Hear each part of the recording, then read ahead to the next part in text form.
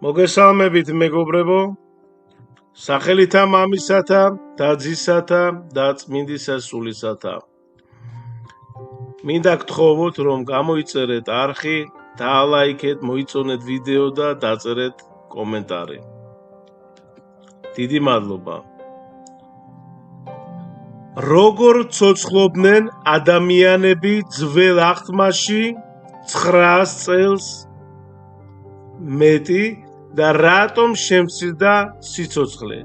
ზოგი 900 წელს ცხოვრობდა, ზოგი ყველაზე დიდხანს ცხოვრობდა მეთუშალახი, ესე იგი მეთუშალახი 969 წელს ცხოვრობდა მეგობრებო. მოდით დავიწყოთ, ნახეთ მართლმადიდებლური სწავლებით ბიბლიაში აღწერილი პატრიარქების ხანგრძლივი სიცოცხლე, მაგალითად ადამის ცხოვრობდა 930 წელი, აი მეთუშალახი, რომელიც ცხოვრობდა 900 ბიბლიის მიხედვით 969 წელი იცოცხლა, ხო? და სხვები კიდევ, ეს ნამდვილად იყო რეალური.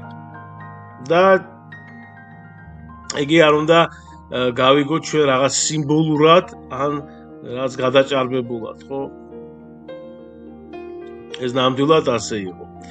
აი ნახეთ წმინდა მამები რას ამბობდნენ. მაგალითად წმინდა ეფრემ ასურელი ასწავლის, რომ ადამის დაცემის შემდეგ ღმერთმა დაუტოვა ადამიანებს ხანგრძლივი სიცოცხლე. რატომ? რათა მათ ქონოდათ საკმარისი დრო სინანულისთვის. აი, რათა მათ ქონოდათ საკმარისი დრო სინანულისთვის. ეს იყო ღვთის მოწყალება და წყალობა, ხო, რომ ადამიანებს მოენანიებინათ თავიანთი ცოდვები, მოენანიებინათ.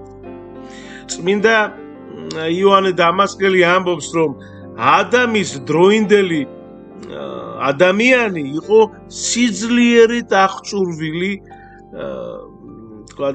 და ბუნებით უფრო მტკიცე.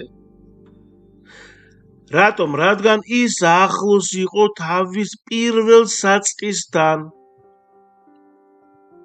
ღვთის მიერ უშუალოდ შექმნილ წმინდა ბუნებასთან. ამიტომ მისი სხეული უკეთესად უძლებდა ხრწნას.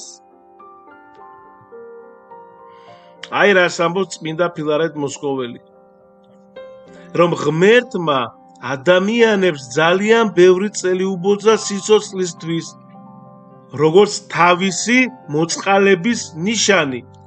ეს იმიტომ, რომ ადამიანები შეძლებდნენ ცოდნის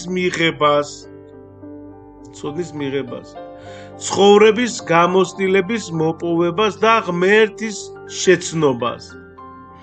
რათა ეს ყველაფერი მომავალ თაობებს გადაეცათ.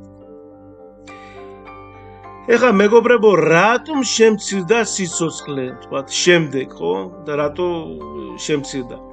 ესე იგი, დაცემის შემდეგ, ნახეთ, დაცემის შემდეგ ცოდვის ძალა უფრო მეტად გაძლიერდა, ცოდვის ძალა ბუნებაზეც და ადამიანზე. გაძლიერდა, ხო, ეს ცოდვა. ცოდვები დედამიწაზე გამრავდა, რის გამოც ღვთის მადლი თანდათან დაშორდა კაცობრიობას.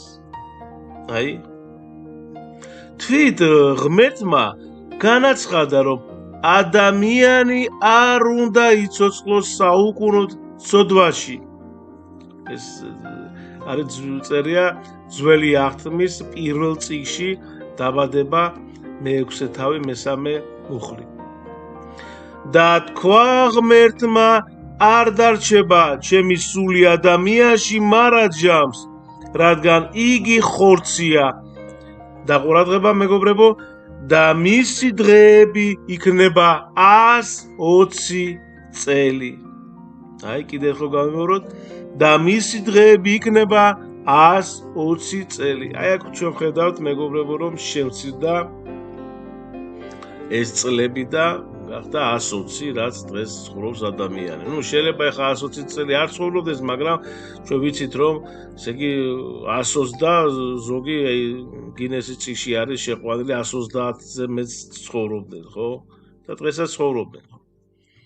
ეგ ზოგი 110 წელი და ზოგი ეს 108.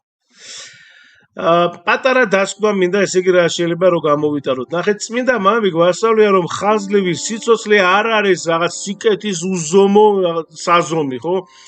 ნამდვილ სიხარულს და ნამდვილ ღირებულებას, სულიერი ცხოვრება, ღვთისმცნებების შესრულება და სულიწმინდის მადლის მიღება მოგვანიჭებს.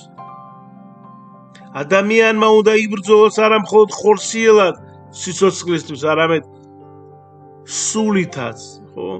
სულითაც უნდა ცოცხლობდეს. რათა მიაღწიოს ზეციურ მარადიულობას. გაგახაროთ ღმერთმა, ღმერთმა დაგლოცოთ, ქონოდეთ ღვთის შიში და რაც თავარია ვიყოთ ერთგულნი ქრისტეს მიმართ, მისი მცნებების მიმართ და ყოველთვის ვაკეთოთ სიკეთე და ვიყოთ მოწყალენი. მადლი უფლისა ჩვენისა იესო ქრისტესი და სიყვარული ღვთისა და მამისა და ზიარება სული საწმინდისა იყოს თქვენ ყოველთა თანა. ამინ. მადლობა, გაიხარეთ.